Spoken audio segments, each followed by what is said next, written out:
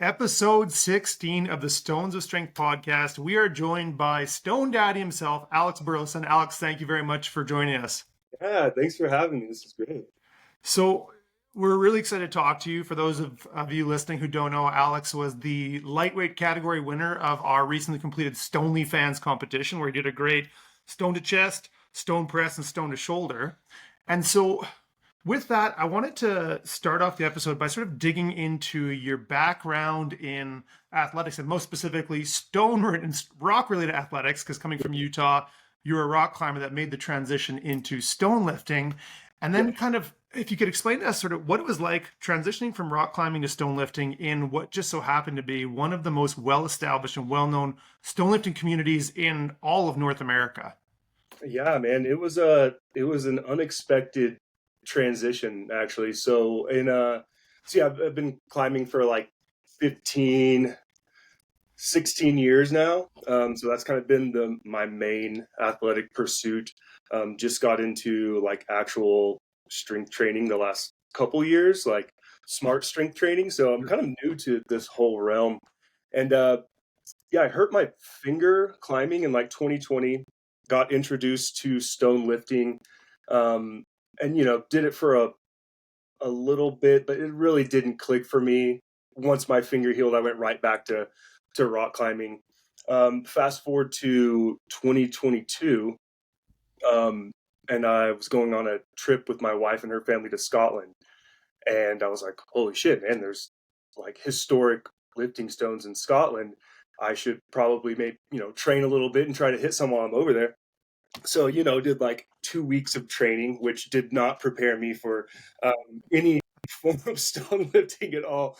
But going to Scotland and like, lifting the Berevan stone, the Dalwhinnie stone. We didn't get to hit a lot of them because we only had like a day and a half. But even just those few that I did there really just ignited that fire, and something weird clicked. And then when we came back home, I just full force kind of got obsessed with it, and am lucky enough to live like 15 minutes from Ryan Stewart, and he just took me under his wing like the little baby bird that I was and still am.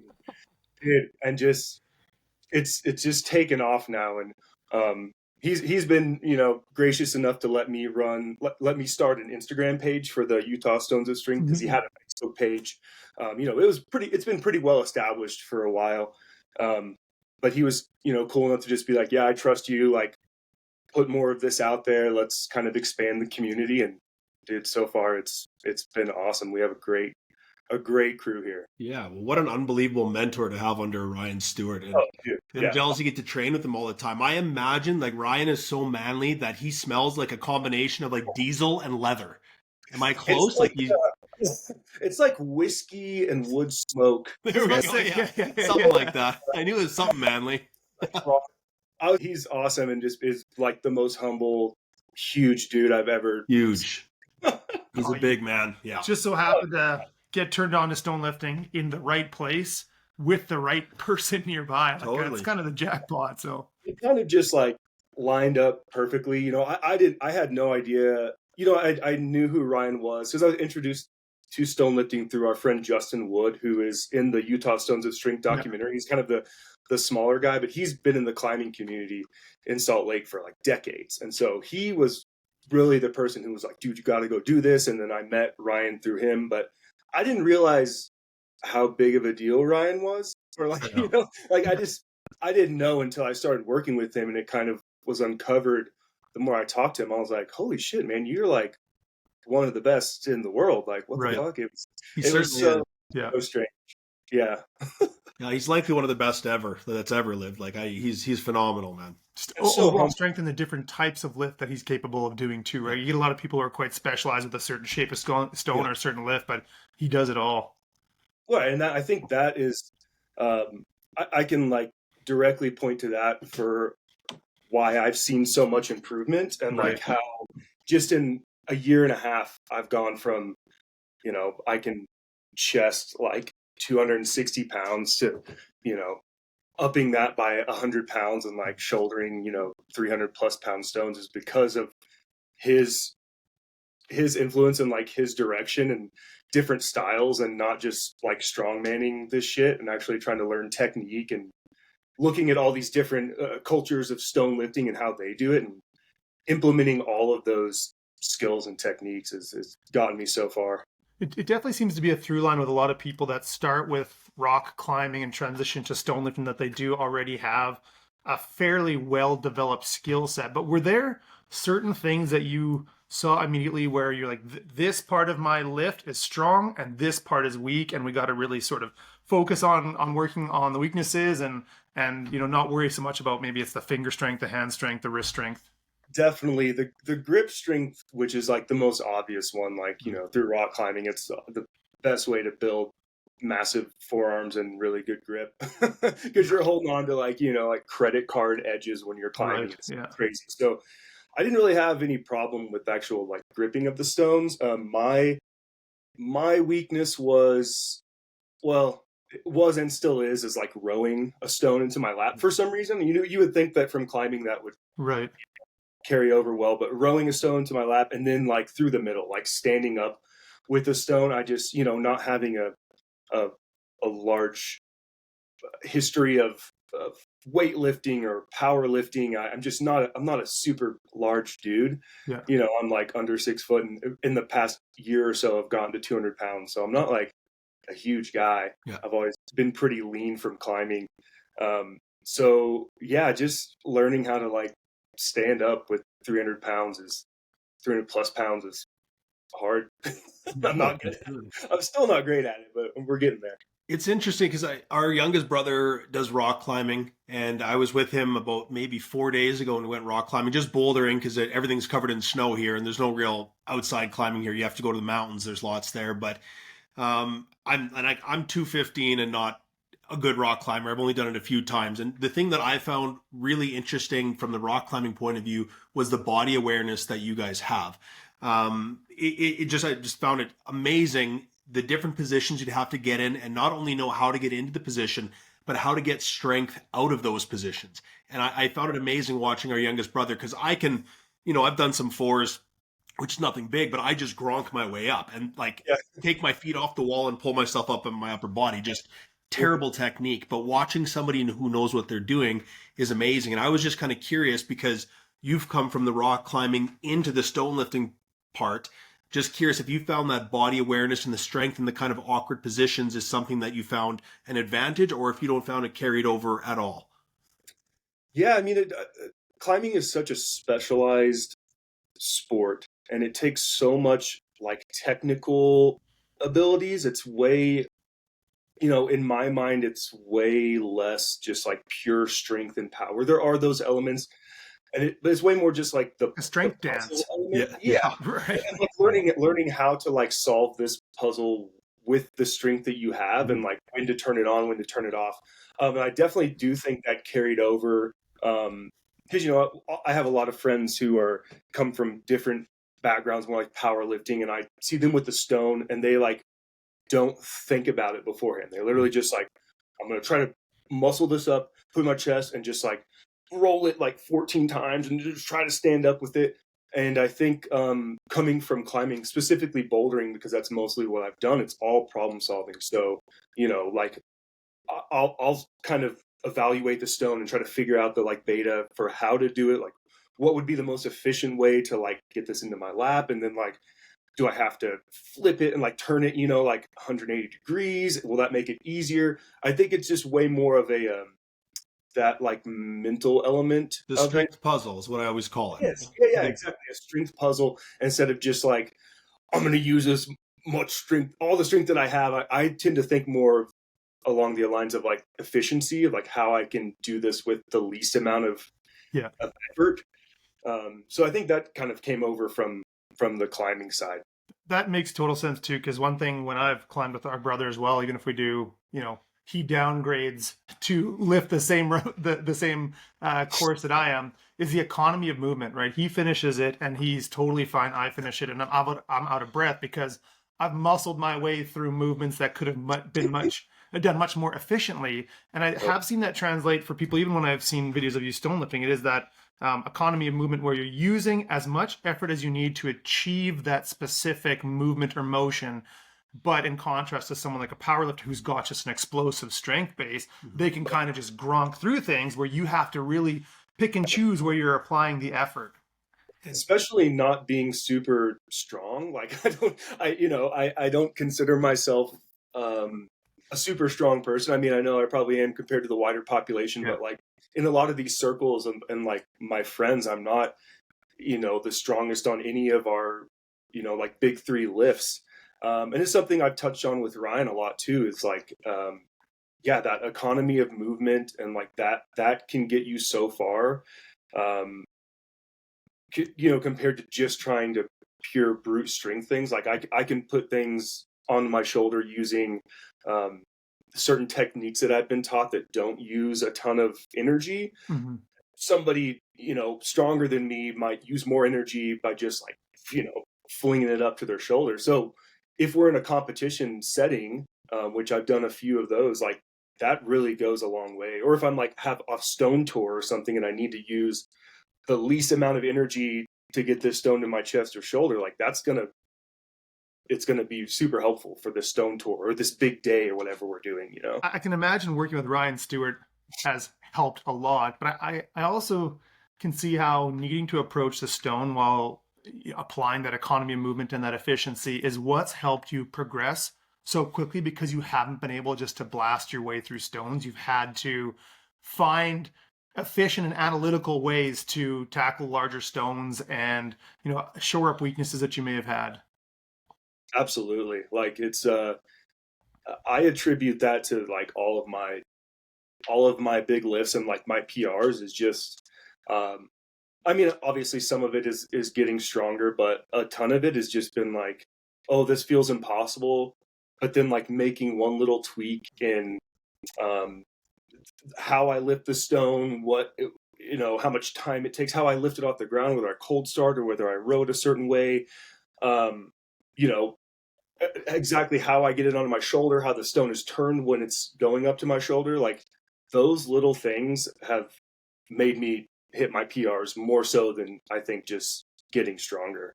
Oh, there's no question to it. In my experience, at least, like the patience and technique side of things of being a good stone lifter will get you further than brute strength, because you can get a really, really strong guy. And, we have that, the litmus test is the world's strongest men, right? So I bring this up often and I apologize for repeating, but I believe it was in 2018 Arnold's, they did the Odd Hogan Tombstone, which is 409 pounds with tacky. And you can tell the guys that have experience with stones that try and lift it. And then you see guys like even Halfthor the Mountain Bjornsson. He set the elephant bar deadlift for 1,051 pounds that weekend. And it took him 5 attempts to lap 410 or 409, which is like 35 or 38% or whatever it is. And his own body weight. That's just it. And he couldn't even get into his lap, never mind complete the shoulder, which was the task. Right. And so as much as at the lighter weight stones, the gronking of it, the powerlifter strength, if you will get you to a certain extent. But if you don't have the patience and the technique, once you get that into your lap, you're kind of hooped. And we've seen it with guys here. There's a new guy training with us and he is phenomenally strong and he's developing very, very quickly. And he's going to be an absolute monster. And he's capable of lapping enormous stones, but he doesn't quite have the technique or patience yet and isn't often able to complete some of the lifts that he could. He probably will next year because he's learning it, but it's just, it gets you to a certain level is all I'm trying to say. I think he's fortunate being one of those people that has that base of strength, but he's also got the desire and that analytical mindset to improve on it. We've seen with a lot of people too, where they'll come down and they'll attempt stone lifting and they can't just power their way through stones. And they're like, fuck it, I don't like this anymore. Yeah. They don't like being humbled and they never come back and then they never learn and they never improve. So you're not going to want to do this if you can't handle being humbled. You're going to be out and like that's like the most humbling thing you can do, man. It's like it is. I agree. Shut down by like a 260-pound stone, and you're like, what the fuck? Yeah, I should be able to do this. I'm strong enough. Yeah. In speaking of sort of stone lifting not clicking for those types of people, can you maybe talk a bit about what you think changed from the first time you lifted stones and didn't really get bitten by the bug to maybe it was just the fact you were in Scotland, you were tied to this history, but going on that small Scottish stone tour to wanting to completely engross yourself in stone lifting when you got home? Yeah, that's a good question, and something that I've asked myself too, like why it didn't really click the first time.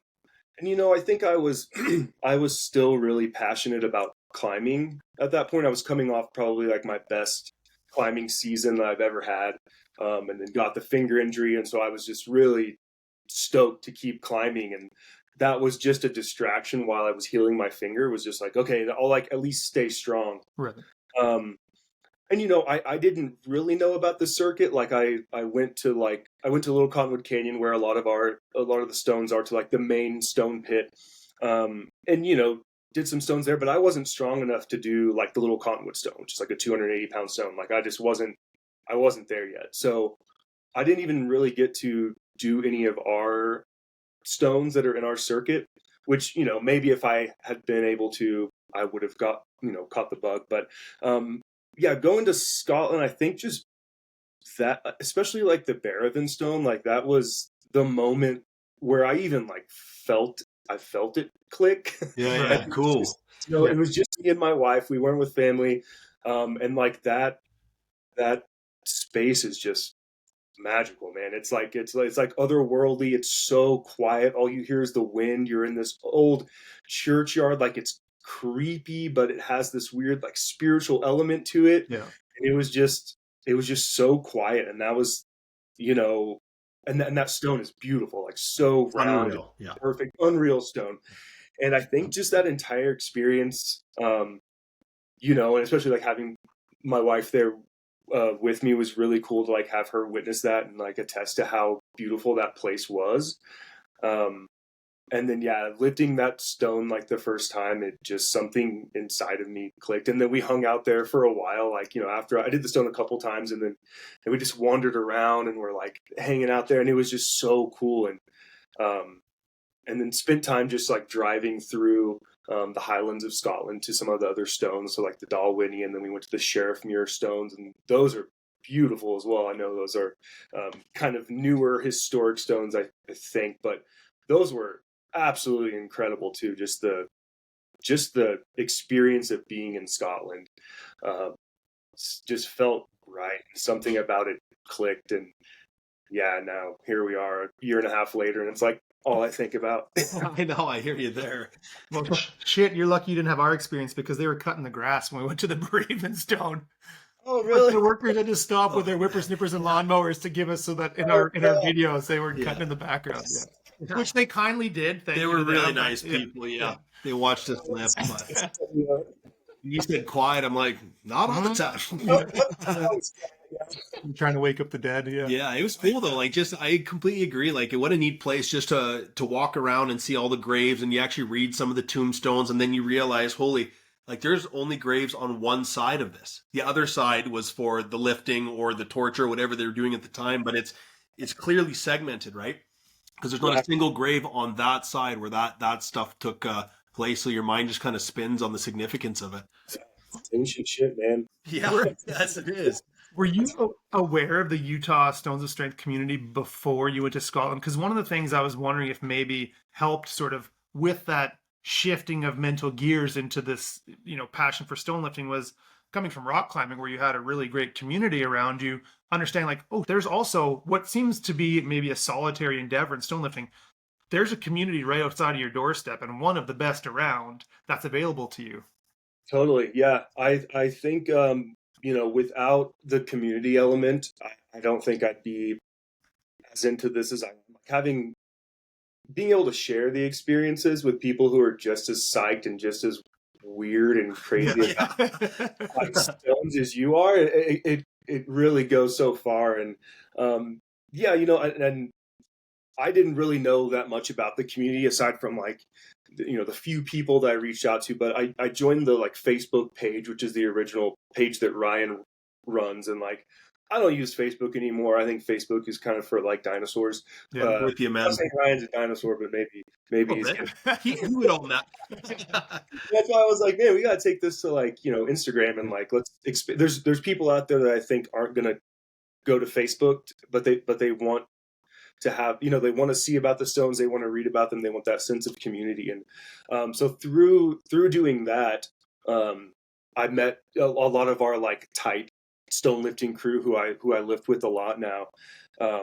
And yeah, man, just the experiences of going out with like a crew of, you know, like 7 people, or even going up to like our buddy Larson's house who lives up in the mountains, and like he has his own stone garden up there, and we would, you know, sometimes we'll all go up there and there's like 7 or 8 of us, and we're just lifting stones and doing like grip strength stuff. And it's just great to be able to share those experiences with other people who are as weird as you. Yeah. Yeah, we completely agree there. We have a similar community here, and it's Totally. Yeah. it's what's so awesome about it is, yeah, we have our mornings, we all meet up, or if we go in the evening, well, because we always try and have a fire regardless of how warm or how cold it is, and then in the evenings we'll have a couple beers or whatever, and it's just it's community, it's a hang, Yeah. that's right, Yeah. and we go pretty hard when we lift, so it's pretty fun to push each other.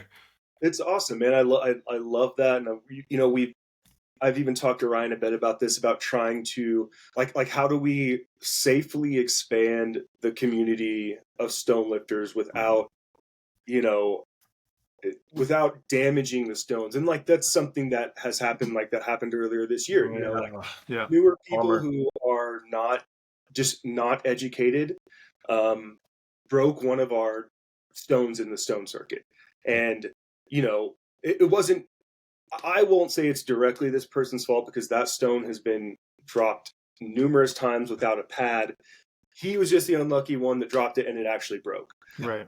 That's fair. And it's our job, I think, is what we came up with, or at least I got to the point of, it's like, it's our job to educate these people. Like, you know, yes, you have to educate yourself and like be responsible, but we're kind of the ones, you know, pushing this community and trying to get it to grow. So it is on us a little bit to at least try to educate people, which I think we do a good job of. And some people just dismiss it, or they don't listen. And those people, They'll never get it. Yeah. Honestly, that stone breakage was one in a series of events that happened in a very short time frame. That was really the impetus for us to get Jamie Gorian on for episode 15 and have that discussion, because he is someone that has the utmost respect for lifting stones and the etiquette within which you should be lifting stones. So much so that he, you know, organizes stone tours with new lifters so he can go and teach them and lead by example. And I think it's something that everyone really needs to understand, that these stones are not forever. And it's one thing for a modern stone of strength to get broken, but for someone to go in and, as this community is expanding and more eyes are on stone lifting, to make sure that when people are seeing those of us that have, you know, sort of established ourselves in the community, lifting stones, we're lifting in a way that we want them to emulate for the benefit of the stones and the people who in the future would also like to lift those stones. Because the cumulative damage, it will eventually result in a stone breaking. So how do you mitigate that? You can't eliminate it, but you can mitigate it. Yeah. And it's like I don't feel like it's super difficult to just bring a pad and drop the stone on a fucking pad. Like, I mean, I get it if you're on a stone tour, you're in another country, it's a little different. And I mean, that's one of the reasons when I went to Scotland that I didn't try to shoulder anything. I mean, first of all, I didn't know how to shoulder anything, but the main thing was like, I don't want to drop one of these stones. And if I break a historic stone, I'm never going to stone lift again. You know, like I just couldn't. I would be like, I'm ostracizing myself from the community. Yeah.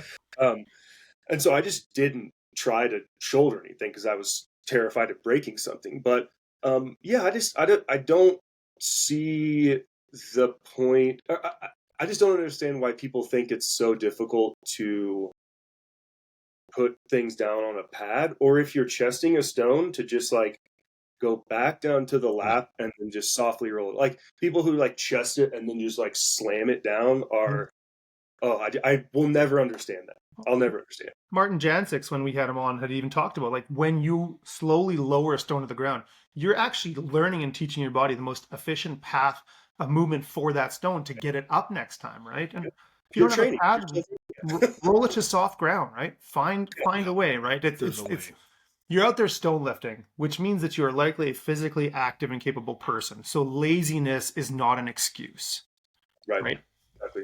And we get it. Like things happen. Like, you know, I've had things happen to me in my shed where like I'll try to shoulder something and it rolls off a weird way and I have to bail and like, you Oh, know, of course, Right. man. That's a different conversation. Yeah. you know, that's just going to happen. But I think when it's just not giving a shit, that some people just like, I don't know if it's like an ego thing or what, they like feel cool about just like slamming it down. I'm like, oh, you're not proving anything. You're No. actually proving that you're a dick. You know? You are proving something. It's not Well, good. you are, yeah. Doing the Paul O'Dwyer. Like, Yeah. Paul O'Dwyer was trying to press the Ardvillic and dropping it on the path when his body was like standing on the grass. Right. If you're going to drop a stone, which you shouldn't do, like at least do it on the grass that's right behind you. Like, it's just a lack of Paul. It's a lack of brain power, man. Well, Come on. and then people in the community were saying like, "Hey, man, that's disrespectful. These stones are important." And his response was, "Well, there's a good thing. There's a lot of stones in Scotland, right? People like that will never change. No.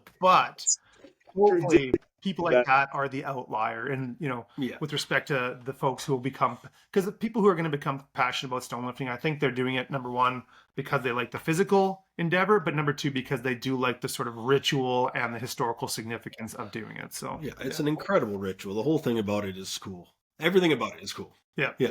Getting people to respect and to look at it that way is more of just, we're not just out here like caveman style, turning our brains off and lifting stones. I mean, that's kind of part of it, but like Yeah. the other part is like, this is, very ritualistic, and it's like getting outside and like, becoming, a part of nature, and like this playfulness, this, it's something bigger than just picking up a stone. And so Couldn't like, agree more. Yeah. It's all the Respect. things people need to be doing more of, right? Oh, totally. Physically active, finding a community, having a hobby, Yeah. getting outside, exploring nature, right? Get some fresh air. absolutely. Can you maybe sort of explain what it was like when, in some ways, Ryan Stewart sort of handed the proverbial torch to you for the developing Utah Stones of Strength? It was quite clear when you watched the Utah Stones of Strength documentary that he has put so much thought and time and care and effort into not just the stones, but the placement, the naming of the stones. So for him to sort of hand that torch over to you is, number one, a huge honor, but it must have been pretty intimidating at the onset. Yeah, it was, and I don't even really remember how it happened. I think I had like found some stones that I was like, bro, this is a perfect stone. Like, look how cool this is, and like showed him pictures and stuff. And he was kind of just like, yeah, like that's a really great stone. And I was like, well, like, do you feel like the circuit should remain the same, or should it change? And he was like, I think I want to keep the circuit, like the original circuit, just as it is.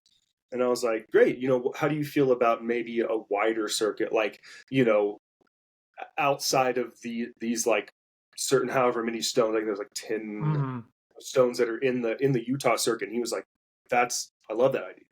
So that's when I was kind of like, okay, I think there are other very worthy stones that, people who maybe come here to do a stone tour, or even just the locals. Like I like to have 20 plus stones where I can choose, we're blessed with like some of the best rock, I think, in the United States, or Might even be anywhere, man. Yeah. Might be anywhere.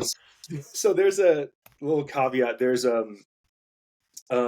outside of Little Cottonwood Canyon, where a ton of our stones are, maybe like a half mile as the crow flies, there's it's still on Little Cottonwood Canyon, but you're not like, or Little Cottonwood Creek, but you're not in the canyon.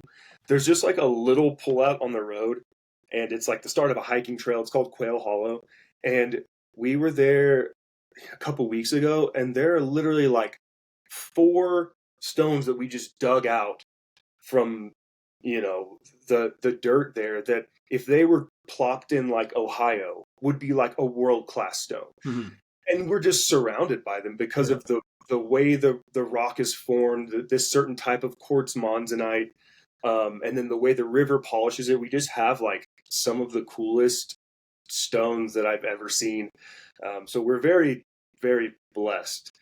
And so I think just, getting to like establish these stones has been something that has really ignited that passion in me, I think. And like, getting to come up with the name and like creating a space to safely lift them, and documenting them and sharing them with other people is just such an honor, and I love it so much. It's awesome. Actually, I reread your article this morning, and I didn't realize because you wrote the article for the Maximum Iron issue 2. And it's funny because on the one side of the page is our StonelyFans competition rules, and on the back side of the page is your article. And here you are. What a coincidence! But still, like, It's rigged. yeah. But I just really like that article because I have spent like dozens and dozens and dozens of hours for our Edmonton Stones of Strength in our river valley, and we are very fortunate in some ways to have a lot of stones. A lot of ours are buried where there's just there'll be a dinner plate size piece of stone sticking out, and then an hour and a half of shoveling later I realize it's 450 or 500 pounds, and there goes that, right? And it's just I find the hunt for it is super exciting, and because you just don't know what you're gonna get. Like it's almost gambling in a sense of like, okay, this is really fun. What could this be? What could this be? Right? And it's a ton of fun. But I don't know if you found this or not, but for where we live, stones are either like 50% what I want them to be. Like if I want to find a real big, cool stone and they're all like 200 or just over, or they're like 10 to 15% too big to do anything with. Have you found something similar? Oh, dude, absolutely. That's kind of like a running joke in our little circle is like we have really great stones that are like in the 200 to 280 range. Okay. And then there's just we can't find any really good stones that are like the 300 to 350 range. Yeah, but then that's hilarious. Up, they're like amazing, and yeah, and it's weird that there's like a little gap there, and I don't know if it's just coincidence or if it's some weirder thing at work here. But yeah, there's a weird really similar. Yeah, that's too funny. Yeah. Just with the activity of finding the stones and digging them up and figuring out, is it a good stone, is it a bad stone? The excitement of that whole activity. I mean, it's like a modern day analog to like a gold prospector who you like trudging through the bush, you find a good curve in a river bank. You're like, oh, this sand looks good. Let me pan it. Is it good? Is it bad? Is it like, there's probably that addictiveness too, right? The rush when you're like, this, I've just found the stone that I was looking for, right? Oh, dude, it's so fun. It honestly stems a lot. I've done a lot of like climbing development, especially back home in Arkansas where I'm from. The climbing scene is smaller, so there's a lot of just undeveloped rock climbing. So I would spend, full days just romping around the woods and looking for these like unclimbed, like really nice boulders or whatever. And it sparks that same thing in me, whatever it is, of just like, no one's ever done this before. This is completely unique. Like you're never going to have the exact same rock climb as you are. Like you can't perfectly duplicate a stone. There's no two stones. They're like snowflakes, there's no two that are the same. And so I think that like unique quality of them and the fact that like no one's ever lifted this thing before is just so fucking cool. Yeah, so fun, isn't it? Like I get to give it a name. Like I get to come up with a really cool name for this stone. Yeah. Like another part that I just love so much. Did you move from Arkansas to Utah for the rock climbing? I did, yeah. Cool. Right on. Been 7 years ago or so. Maybe 8 years ago.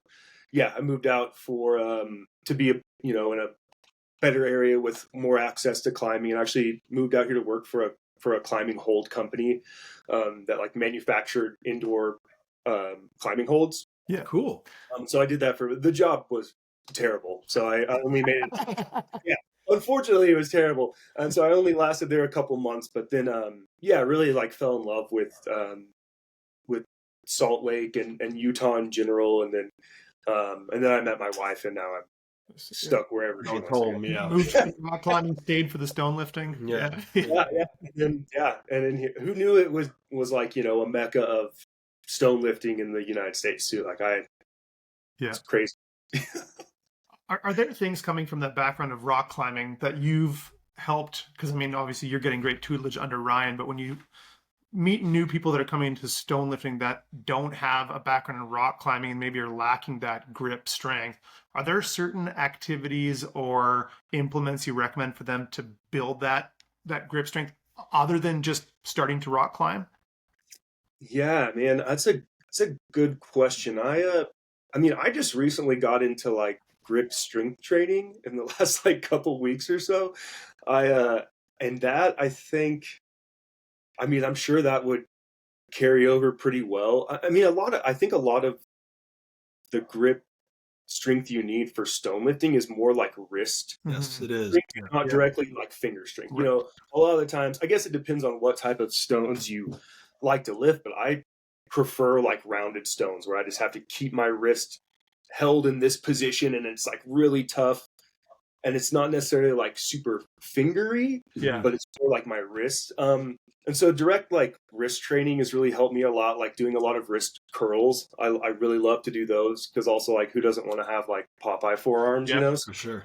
Just Build a building couple big, dress shirts. Yeah. yeah. So I think just like, you know, building really big forearms and really strong wrist has helped me a lot. That's a strength of mine already. So you know, um, I don't do a ton of that work, but I think that, you know, if you're lacking that, you know, heavy wrist curls is probably going to benefit you there. When we talked to Dan Strauss, he had sort of described it about that action of cupping. And so stones that are absent of anything to wrap your hand around, you need to be able to make that hold or that hand hold with the flexioning. So Totally. Yeah. That's like my favorite is when it's like a round stone and there's maybe like a little dimple or something. yeah. And then like that's all you have. And that's definitely like my strongest ability is just like finding a little like almost like a tiny climbing hold on a stone that I can pick it up where other people wouldn't maybe see that. But yeah, I mean, I think like the heavy wrist curls or even like the like wrist extension curls where like you would let your wrist fall and go into this like deep stretch because that's just strengthening, you know, all the tendons of your forearm. So like you have just this vice grip on your fingers. As you do.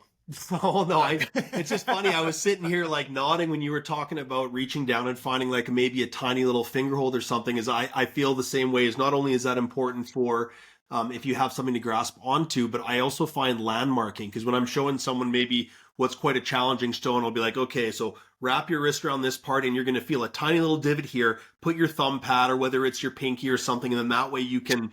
Reading a stone is such a massive, massive skill, especially once you get into the higher weights. And being able to recognize those little divots. And I mean, even if a little tiny finger hold is an extra 10 pounds of security, that can make the difference for a lot of people on those lifts, right? Absolutely. It's like make or break. There's my favorite stone that I've established in Little Cottonwood is called the Dryad Stone. And it's almost a perfectly round 290-pound stone, but it has this weird little, it has this coloring to it. So it's this very like this like tan colored, but it has some like kind of maroon patterning in it. But there's one that looks like a little symbol, like it's almost like a little eye. And so I always see that. And I know that if I reach down just past and forward of that, there's a little cup, a tiny little divot for my hand. And then the other side is nothing. And so when I've been like instructing people how to lift this stone, because it's a really difficult stone, even just to lap, it's hard. That's, you know, I'll use that. I'll be like, we'll go to like the eye and then you'll reach down and back from that and you'll feel that little cup. And then the other hand is just a flat nothing. And then you just boom, hit it, roll that in your lap.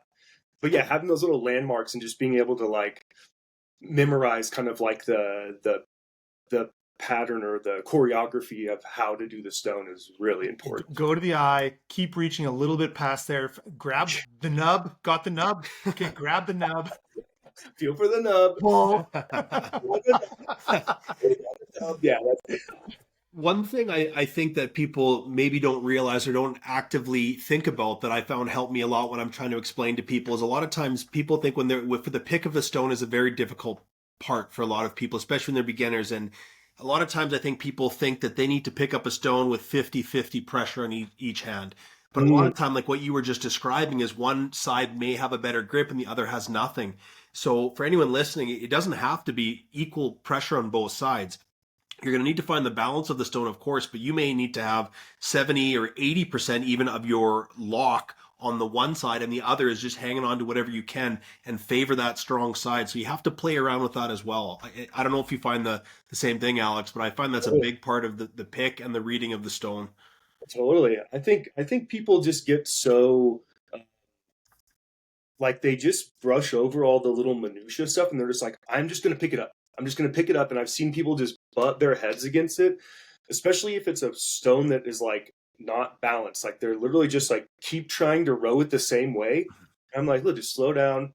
Like try, there's like a learning process. So like if you can't row it to your lap, like it's okay, but like, you know, maybe shift your hands. Like you don't need to be like directly 9 and 3. Maybe you need to be like 10 Exactly. and 5. And yeah, like you're saying, like maybe you're picking up a little bit more on the front side and the left side is just like hanging on for dear life. Like it's just like all that the little details that I think really can take people to the next level, where they're not just like butting their heads against the wall and like trying to row everything and just getting humbled, really humbled. We've talked before too, Dave, about how you can sort of grade the handles on a stone. And yes, on the left side, you may have a 9 out of 10, but across the balance of the stone on the right side, you've got a 2 out of 10, where if you were to just sort of change your thinking and adjust the stone a bit, you may have a 6 and a 6. Mm-hmm. Yeah. Being able to maybe not get stuck in, because we've seen it too, where you get people who try to lift the stone the same way every time and think that the way to improve is getting stronger, which they might be strong enough. They just have to maybe adapt their thinking to that particular stone, or how their body, because the other thing too that's important is the way you lift a stone is very different to how Alex would lift a stone or I would lift a stone. Is making sure that just because it's the way that one person lifts it, you're finding how that works with your you know, the length of your arms and your points of leverage and things like that. So It's all subjective, and it's you know, kind of the same thing with picking a stone. Like some dudes just refuse to like cold start a stone, like they only want to row a stone. Mm-hmm. And then you know, like teach them like they can cold start, they're like, holy shit, man, that was like half as difficult. I'm like, yeah, obviously you should know how to do both, you should be able to do both. But yeah, when you just completely throw one out the window and say, no, I'm never gonna like cold start a stone, I'm like, dude, you're gonna meet a stone that you cannot row eventually.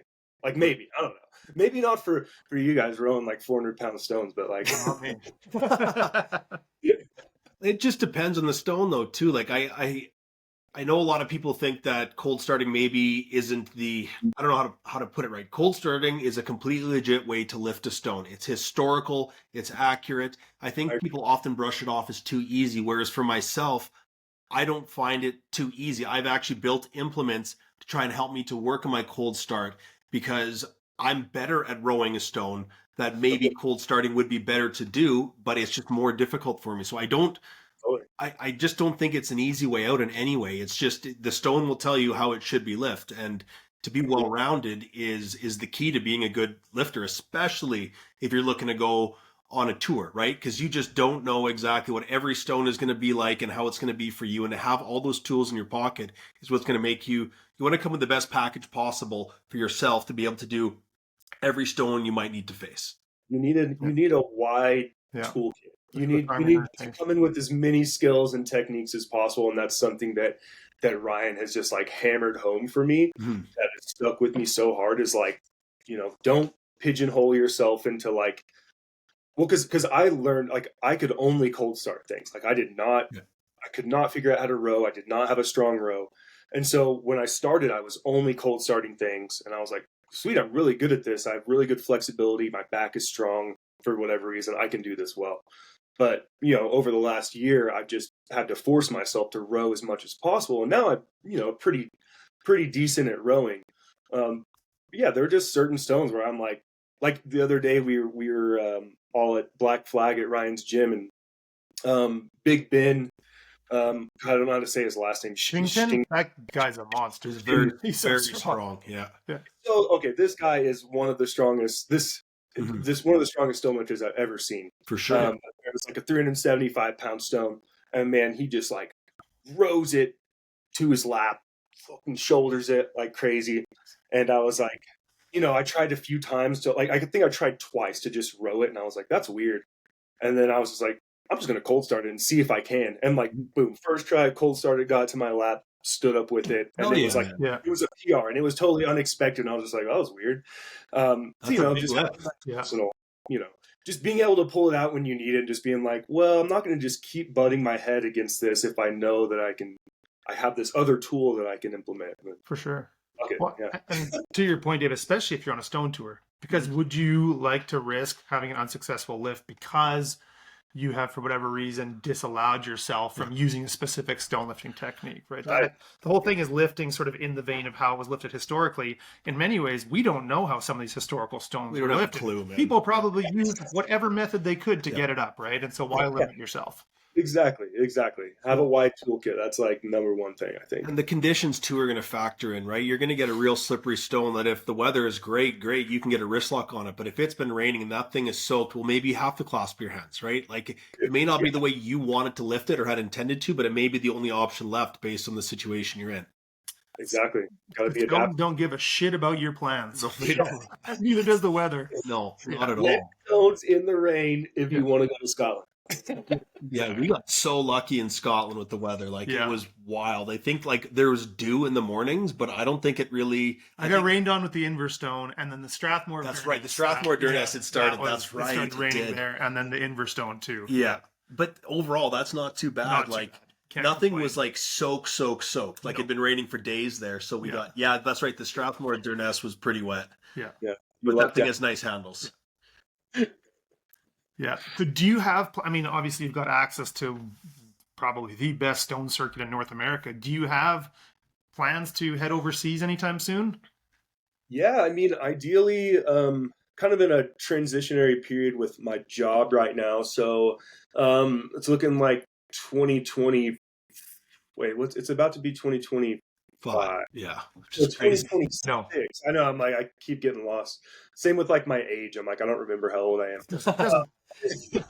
Like 2026, I think it's looking more likely. I've had some friends, a good friend Chris and his wife Nicole have talked about going to Iceland maybe in 2026. So they kind of pitched that. You know, I would love to go back to Scotland and actually do a legit stone tour. Like I didn't get to go to the Inverstone because I didn't know about the Inverstone. Right. Like I didn't know anything about the history yet, and so I'd like to go back and actually try to like shoulder some things now that I'm kind of competent at shouldering. And I'd love to go to Japan. I'd love to go to Sweden. Sure. Like there's just so many places that man. I know. you know, I just need to find some type of funding. Like I need some. I know. Yeah, I hear you. Go, put us on one. Let's go. You got a StonelyFans account. Yeah. That's right. Up and running, man. Exactly. Did you see that? You mentioned the Inverstone. Did you see that Joe Rogan was talking about it briefly with Bert Soren? Yeah. You mentioned it very, very briefly. The stone. Pretty cool though.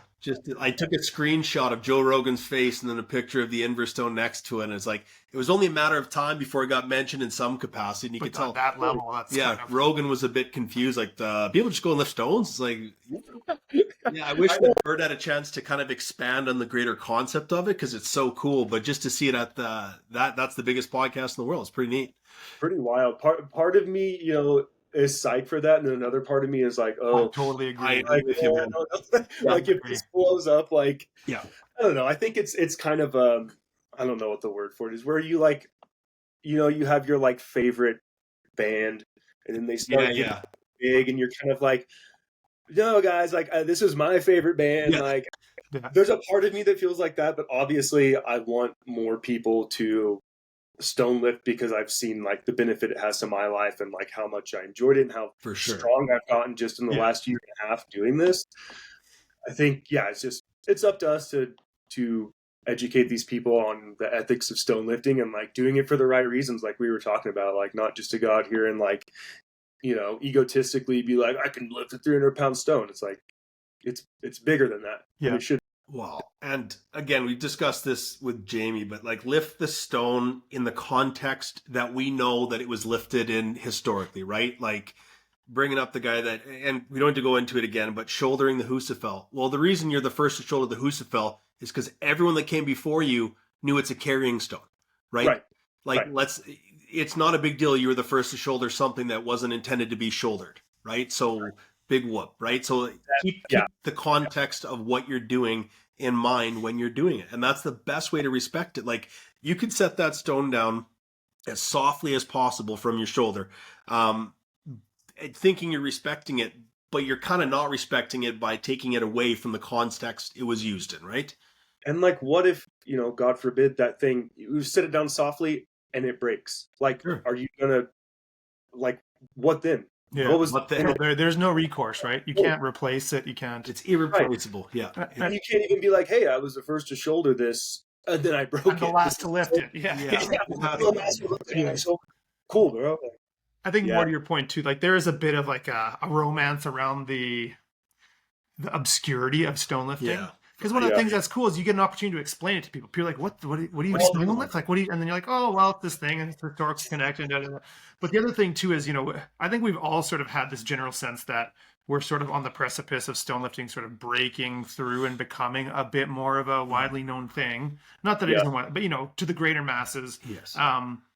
But in that, like, I am 100% on board with, let's say, like, the New England stone lifting motto of stone lifting is for everybody. It is absolutely for everybody, but maybe let's have it be like a slow trickle versus like the dam bursting when it's on Joe Rogan. All of a sudden, there's 500 people lined up at the end for stone, and like, because I think as we talked about with Jamie, like one of the reasons why he developed the Ock Hill stone lifting loop was because he's trying to sort of give an alternative avenue for people to go and lift stones other than just going and lifting those historical stones to help sort of to spread around the wear and tear. Like you can go and get a really great rewarding experience lifting these other stones that you would with historical stones, but you're giving the historical stones, a bit of a rest, so to speak. So, and that's exactly what Ryan said too. And I was talking about, at what point do we have, are there, like, when should I stop establishing these stones? Because like at some point there was like, if we have 30 awesome stones in Little Cottonwood Canyon, like, is that too much? And he said the exact same thing, where he was like, well, if people have these other stones to lift, then like the Little Cottonwood stone is going to get less lifts, therefore its life is going to be prolonged. And I was like, oh, it's a great idea. Let's just keep establishing awesome stones there. Yeah. From some of the pictures I've seen, it does look like the spots you're in, it is quite rocky as well, where you're lifting them. Whereas it's harder to find them where we are, but at least ours are being dropped onto dirt, right? Like that's why, and it's maybe something that we have to be more conscious of because our videos are getting quite a lot of views sometimes. And, we don't always set them down with the most care. Like when we went to Scotland, we were like very carefully setting them down, but we're dropping our non-historical stones onto soft dirt, right? And so there's 0% chance they're going to break. Well, no. I was actually going to say, like, that kind of just gave me a bit of a spur of the moment ideas. Maybe it's a good idea for those of us who are posting lifting videos to put a small disclaimer saying, this is a training stone, right? Yeah.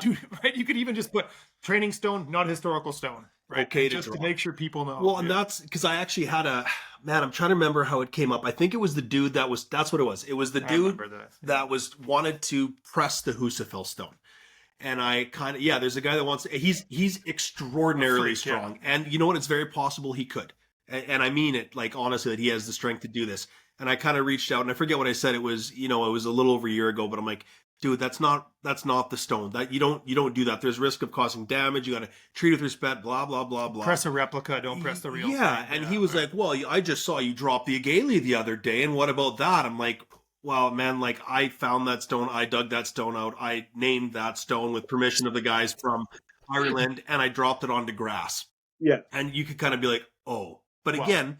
And he's about 6'4", so dropping a stone from his pressing height is a foot higher than from for your sure. chest, But right? like a lot of variables. The point was made though, like he didn't know that was a non-historical stone. So maybe it's a bit of a learning lesson for us as well to be like, maybe we do got to be a little bit more careful with some of our personal stones, just to lead by example, even if there's no chance of breaking anything, and if it does, big whoop, I'll go find another one. It's the principle of the matter. So that's definitely food for thought.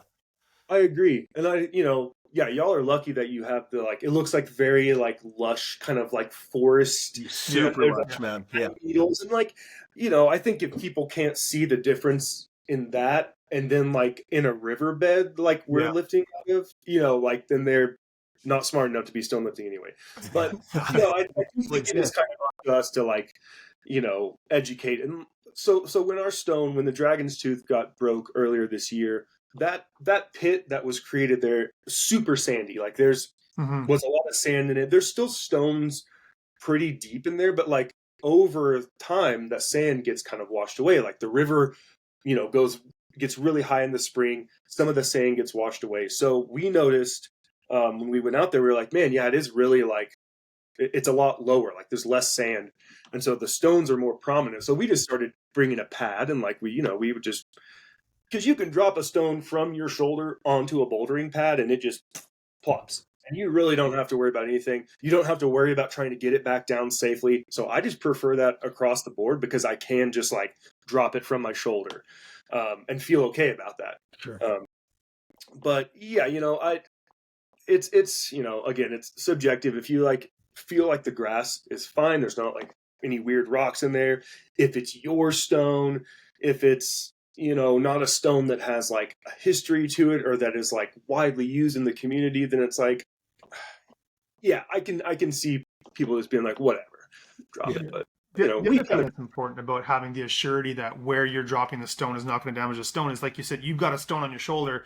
You're not having to take extra time with that stone and maybe twist your body and give yourself more to think about in finding and marking out a safe place to drop it, right? When you've got a 300-pound stone on your shoulder, the last thing you need to do is take extra time, be kind of uncertain and moving around, like just like safe, quick dismount, right? Just dump it, so you can sort of alleviate that risk too. Those like bouldering pads that I use are they're like old bouldering pads that I've had forever, but man, you can find them used for like $100 or less, and it's like those things will last forever.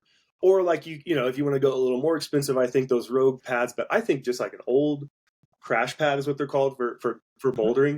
That's so easy, and it's like you can make it into a backpack and wear it. Like it's super chill. Well, worst case scenario, just plan your lift out ahead of time, right? Like that's the easiest part. It's like you said, if you're lifting in the sand, 2 feet to the right, there's a cap of another stone sticking out, but to the left, it's safe. In front of you, it's fine.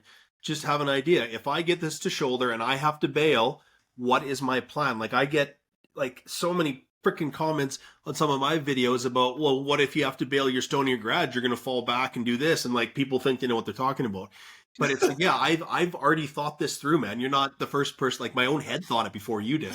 Right. I have an idea of what I'm going to do if I fail at whatever point in whatever lift. That's part of being an experienced athlete.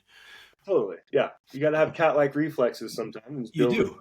Get out of the way. Same as a squat. Well, it's the same as a squat, right? Like bailing on a squat. People, if you've done the squat at all, you know that you don't let your body cave forward. You let it roll off your back, let your wrists go. And if it falls behind you, that sucks.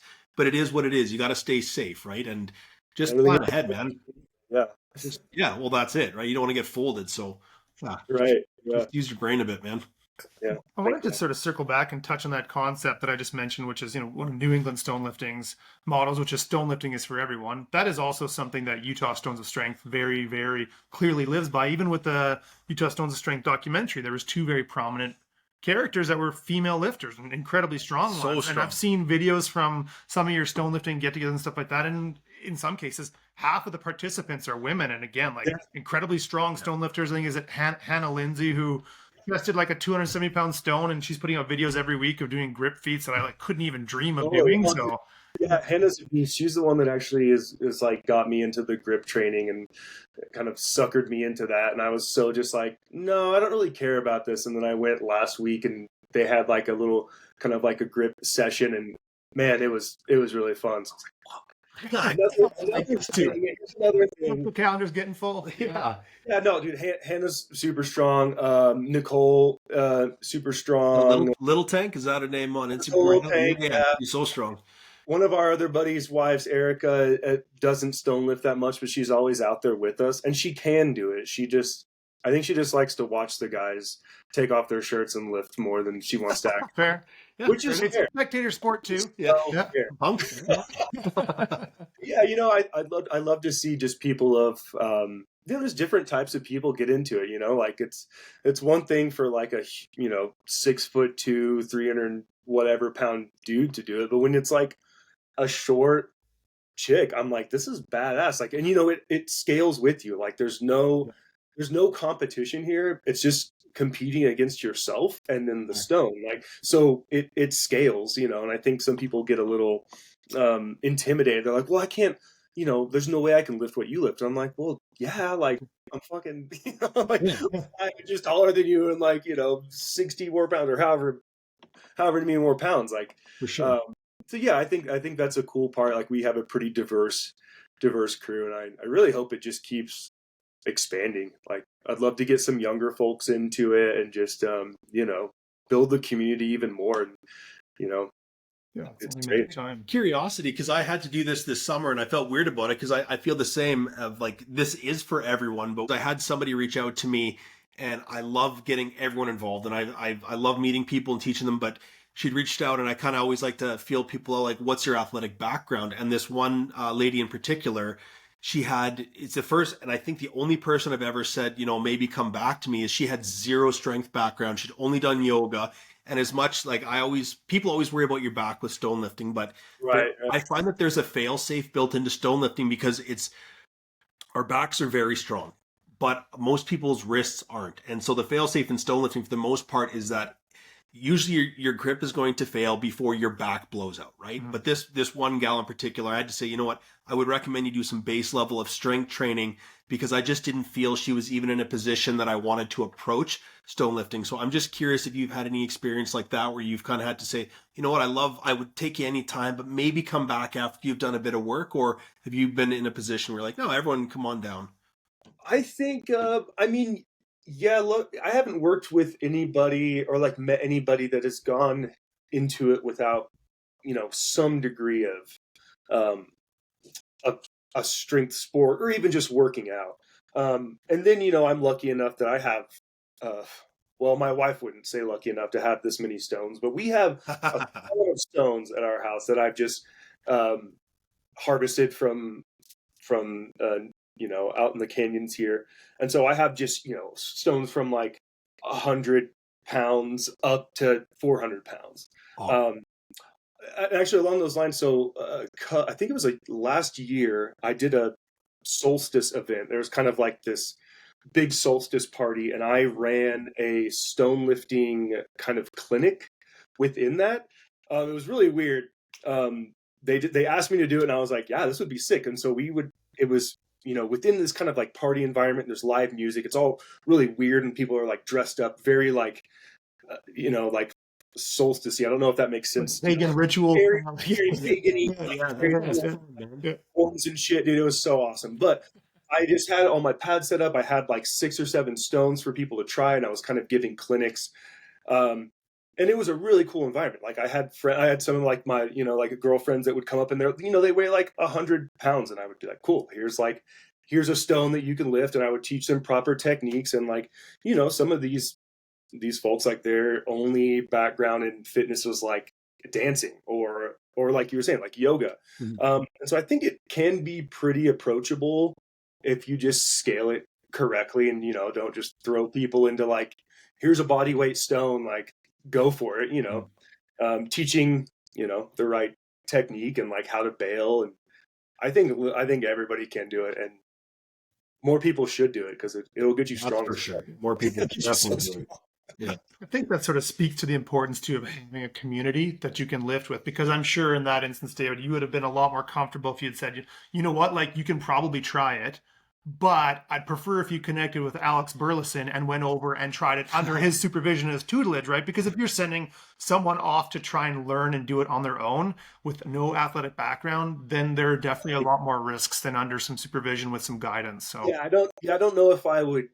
Yeah, if it wasn't like an in-person thing and they were just like, I live in Kansas and I want to lift a stone and I'm gonna go find one, I'd be like, well, like, I don't know, maybe then being like, well, maybe you should have a couple months, maybe like yeah. of strength training and like before you try to pick up a stone out in the middle of a field and get For crushed sure. under it. Yeah. I don't know. Just For a sure. base level of, because I guess the biggest thing for me isn't not being able to scale it. It's just that if you don't have any strength training whatsoever, you don't have the body awareness is more so what it is, right? And like our lightest stone that we have is 130 pounds. And if you are a 110-pound lady with zero strength training whatsoever, you are not going, even though people with yoga have phenomenal body awareness, that's not what I'm saying. But just when it comes to a strength context, your Totally. brain has to be switched in different ways. And if you don't understand again, just the base level of rowing, a wrist lock, how to fire your hips under something. And that's more what it was, is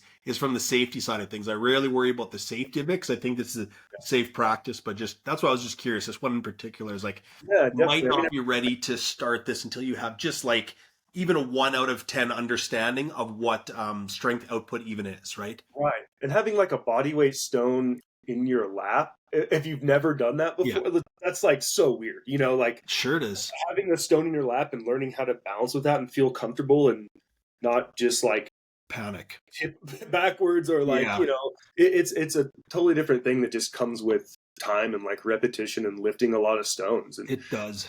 And like the comfort of having a stone on your chest, man, that's like, that took me so long to, I remember my first training days with Ryan when I would like chest a stone and then he would just have me hold it.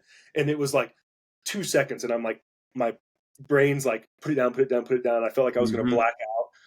And, you know, now after practicing that, now I can like, you know, hold a stone on my chest and do like holds while I hit, you know, like for 30 seconds or something. So, yeah, it just comes with time, I think. One of the things too, I just wanted to mention about like new stone lifters, which is maybe something that has been pretty evident when you get these rock climbers coming into stone lifting. They may not have the highest level of base strength, but I think it's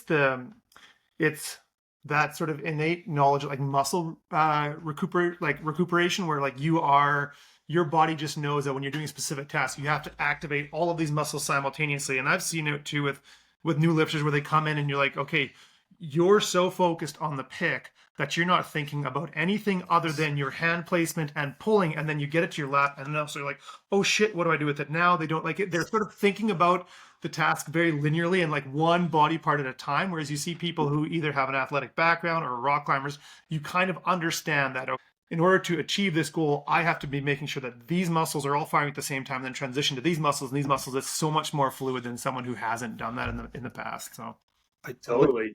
It takes a lot, I think, to get to that point.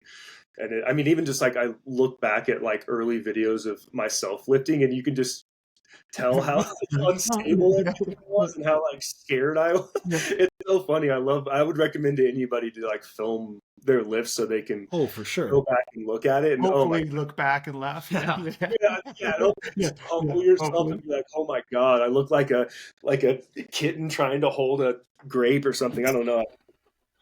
It's like wobbly and like my hips, like I would hit something and my face is just like contorted and the stone doesn't even move.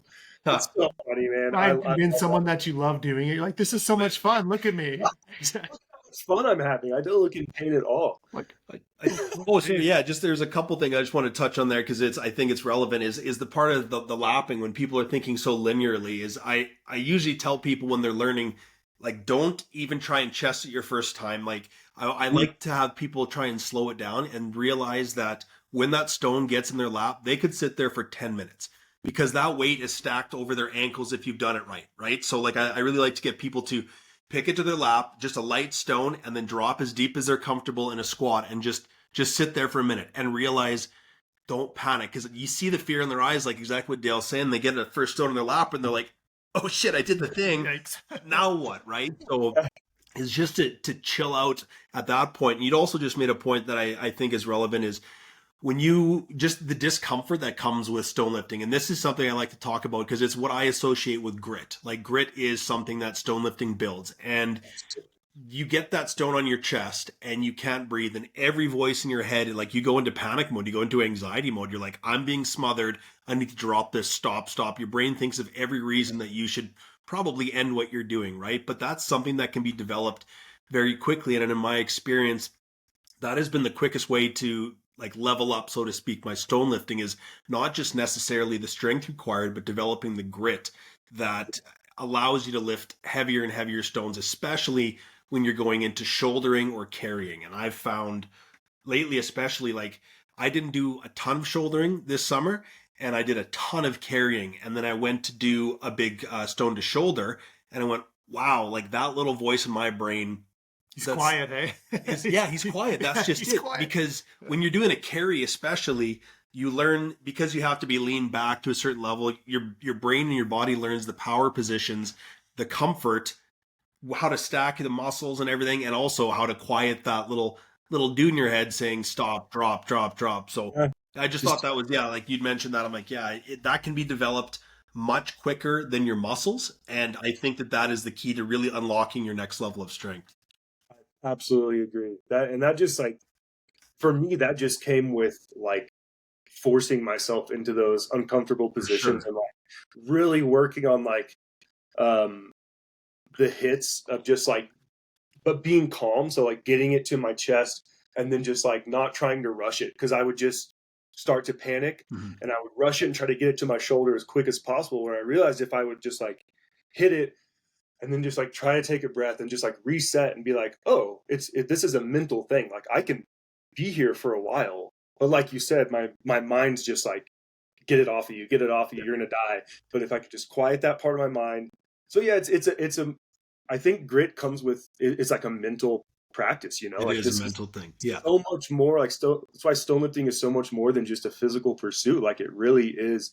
It takes a lot of mental fortitude and grit to be good at it, which is awesome. Yeah, and in many ways, when we were talking about like new lifters coming in, they're kind of, in some ways, they feel pressure to be able to lift bigger stones. And like some of our favorite lifts over the past couple of years haven't been people lifting the biggest stones. It have been people overcoming the biggest battles. The biggest People fights, taking man. Yeah. 30, 40, 40 seconds, a minute with a stone in their lap, struggling, can't get their hand position yet, and they finally get it up. That is the ultimate achievement, right? Seeing someone Yeah. come in and blast a huge stone from the ground to their chest is obviously very impressive, but it's when those people have to really dig deep and battle those inner demons. That's when Absolutely. it becomes truly impressive. For sure. Oh, dude, yeah, those are some of my favorite moments. Is when you're like deep in the trenches, like I like to call it, and you're just kind of, black out, but you kind of just have this weird like dissociative experience, and then you do it, and then you get that huge endorphin rush, and you just have to like sit down. Oh man, that's one of my That's like awesome. favorite One of feelings. the videos of you, I think you were just sick and you had come in and you shouldered a 310-pound stone, which was a PR for you. And at the end, you drop it, you were just like, what the fuck? Like it was like out of body experience where you were just like, yeah, it was like, Yeah, that was for the competition. I think Oh, that was it? Yeah. I think it's the same stone, but I think you had the first time you ever did it, you were like, I didn't feel good today. I just came in and you just like, you got it to your shoulder. And like, yeah, when you dropped it, you like stopped for a few minutes. You're just like, what? Like, what just happened there?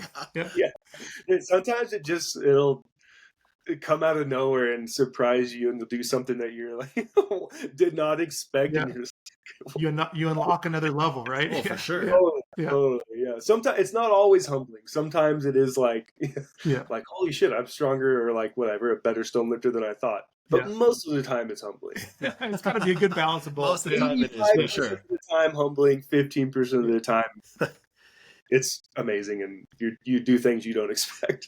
For sure. In achieving that strength that you now have, I mean, I know you obviously it's the work you've put in, but a lot of it has come through the tutelage and guidance of Ryan Stewart. Has there been a particular approach or implement or movement that you have found that has really escalated things quicker than maybe others? Yeah, man. His so Ryan is like so if nobody's seen Stu Squatch's page on Instagram, he like is so into Basque style lifting right now, and learning like from the get-go, he taught me certain styles of like how to like pin a stone into your stomach and flip it, and different implements and skills that come directly from Basque stone lifting. And man, those just like we were saying earlier, like your arsenal of in your toolbox, just having those in there, because there's been certain stones that I just like, for whatever reason, they're just really hard to just do this traditional stand and hit to my shoulder. But if you like do this weird flip where you like pin it in your lower stomach, grab the outside edges, and you can leverage it up, and then it's on your shoulder, just like they do. Like you'll see him do like a cylinder. Yep. Yeah. That's Same smooth, thing. man. So smooth, man. And so that was a big one. And then he drilled it in really early, like just this efficiency, like making it look pretty, because that is very much tied to like the efficiency of doing it. Like if it looks ugly, it looks sloppy, just like do it again. It wasn't good enough. And so when we did our training, because like I worked with him for God, almost like 6 months or something maybe, and we're not currently training with him right now. I think I'm going to go back this winter and do some more training and probably lean more into the Basque style stuff. But yeah, man, his ability to like, because he's just a huge stone nerd. So like all of these different implements, and then the way he trains them, and just is such a good coach. Yeah, I mean, I'll give myself some credit. Like, I'm a pretty good listener as well. Yeah, so of course. Yeah, You're a good you have to be. student, Yeah. right? You have to little be. bit of credit. Like, I'm obsessed with it. So I like, take it home and I like practice it relentlessly. And am lucky enough to have a really good training setup in my shed, and lots of different stones. And I just hammer in those styles and the things he's taught me. And it's taken me pretty far. Awesome, man. Yeah, I can tell. Have the people in the community around you that sort of were there when you started lifting stones, what has their reaction been to seeing you kind of, your strength shoot through the roof in such a short period of time? Are they jealous? Are they supportive? Are they kind of like, hey, what are you taking? Where's like, oh, Supportive. yeah, no, Supportive. not surprised. Yeah. I mean, especially my buddy Chris, who's been kind of in the game for a while. Is always super supportive and telling me like, how, like impressive like certain techniques are, and like is the first one to be like, man, you're like really good at that compared to where you started. And it's always great to hear. That's why, the importance of community is awesome. And that's why I also like, sharing stuff on Instagram, and, having people, have so many stone lifting friends around the world that will is just wicked. comment and be like, holy shit, man, like this was awesome. This looks so different than last year. And that support just goes so far. So I try to do that with, everybody else too. Like just lift everybody else up. It really goes a long way. Yeah, no, and I think that's a great point too, is that we do have this greater stonelifting community that's also super supportive, right? They're always like, if someone puts a cool lift up, they're hammering it with comments. There's a lot of really great pages now that are out reposting things like Strength Stone Collective, which is fairly new, but it's been like just consistently reposting and like great captions and like doing a great job of helping to try to push stone lifting out to the masses, but at the same time respecting stone lifting and encouraging the people that are doing it by sharing in their feats and their accomplishments. So we got to keep commenting the positive stuff so we can cancel out the ones that say you're gonna hurt your back or you're gonna smash your fucking toe. So we just gotta overload them with positive comments so we can just move around that. Those are fun, man. Like Dan Strauss, when he was on, he's like, don't feed the trolls, and I just disagree, Dan. He gets a lot more trolls than me, but every time I engage, and it's hilarious to see them just, they got nothing to go off of, man. It's so much fun. But it really makes me smile. I mentioned to you too in your recent Stone to Shoulder, which was 403 pounds, there was markedly fewer of those people making those stupid comments than any of your other posts. And I don't know if it was the way that you lifted it with, total control or what it was, but that noise was significantly diminished. Yeah, I think it was three parts to it. Number one, I know they changed the algorithm, it's so less people see your stuff, so there's less weirdos seeing it. But also, like, I think it was a smoother lift and the angle, because like if you do so what a lot of people that don't stone lift, especially shoulder, they see your back at a big angle. And they think that you're getting that angle from your low back, whereas what you're actually getting that angle from is from your knees, right? And so if people just see that back torqued back, they're like, oh, he's pivoting at his lumbar, he's going to blow his back out. It's like, no, what you don't realize, because you're just seeing my back, you're not looking down my legs and seeing my knees are at an angle, right? And so a lot of people just don't think before they open their mouth and think that they know better than you. And it's not, that's what social media is for a lot of people, is to be armchair quarterbacks, right? But I like showing. I even the other day posted a story. I was doing some stone stuff, and then I was like, you know what? I'm going to show it from the side so you can actually see how much like extension my back gets. And I think I said something. I was like, yeah, look at how much of your back is under load during this extension phase. This is how you get a fucking strong back. Yeah, just because I'm kind of on the side a little bit of like I'm gonna feed the trolls just a little bit. Oh, it's fun, man. Just tease them a bit. Yeah. Yeah. Reach their tongue. I will shut it down. Yeah. I actually got like a TikTok like last year or something because I had some friends were like, you should start a TikTok and like it would be really cool. And I was like, I'll try it. And it was just stone lifting stuff, but like the amount of stupid fucking comments you will get on TikTok is I had to stop. I was like, I can't keep like worse than Instagram, hey? Because oh my god, way worse. Yeah, It just goes to like it can go to just anybody. And I was so tired of like explaining to people that no, I wasn't gonna destroy my back, and actually, I probably am gonna have a stronger back than they ever will. And Absolutely. so I was just like, it becomes so asinine because you go like, well, I posted a video of me doing this last week and one the week before, and I wasn't hurt then. I'm not hurt now. I'm continually able to do this. Therefore, I'm strong enough to do it. And I think a lot of it is just people who are unhappy with their lives. They're going to cast doubt on things they can't do. And even if like a lot of they're like, that's no more than a 200-pound stone. oh Even my, if you post a video of you weighing the stone, they're going to call it into question. You didn't zero the scale. You're like, oh, come on. Like, you know how much that stone weighs? The amount of comments on TikTok that I would get from Away, man.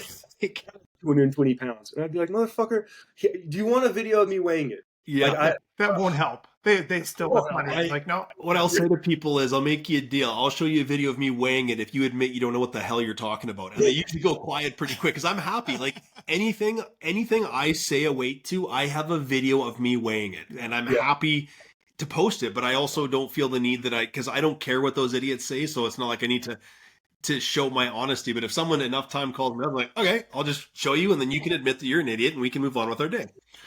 Even for this competition, right? We requested that everybody weigh their stone so that there is no guesswork, right? Yeah. It's just, it has to be exact. If you're saying it's a 310-pound shoulder, we need to have it documented, not just so that we're verifying that you're weighing it, but then it's fair to all the other competitors who are doing it as well, right? It's just, absolutely.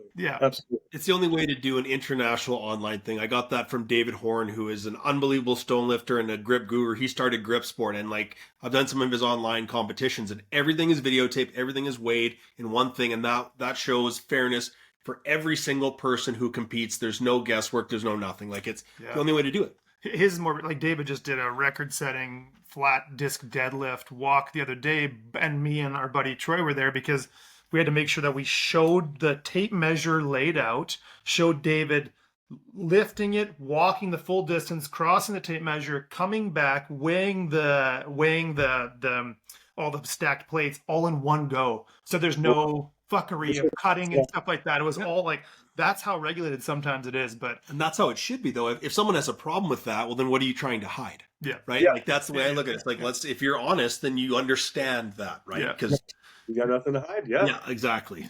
And I think that's something too we've found even in stone lifting. Like there seems to be a fairly ingrained honesty in the community because the people who are doing this are doing it for the most part for themselves. There are a couple of people who are like real hungry for clicks and likes and things like that, but for the most part, they're out there lifting the stone because they want to see how strong they are against their stone. They're not overinflating the weight. Sometimes you get people estimating like this is a 200+ kilo stone and things like that, and you're like, well, until you show a video, maybe we won't believe that. But for the most part, people seem to be trying to get something out of this for themselves, right? You're not going to get rich being an Instagram famous stone lifter, right? This is about, doing it for yourself, showing what you can do for the community, helping the community, right? So it just, I think that limit.